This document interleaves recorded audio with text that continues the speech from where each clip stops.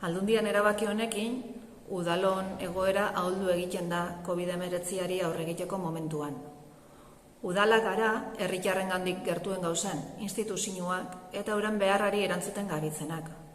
Ez dut uste erabaki hau herritarrak ulertuko dauenik.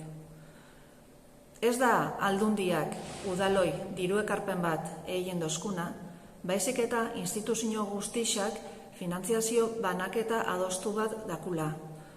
Udala, lehen mailako instituzioa da, eta beraz, egokizena litzake, diruen birbanaketa bat egin behar bada, denok elkartu eta onola egin adostia.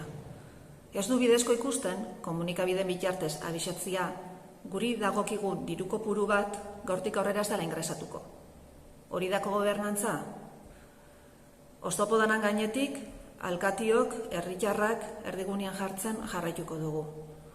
Egun hauetan, alkate askokin hitz egiteko aukera izan dut, eta ziur nau egoera honen aurrian be bat egingo dula danok.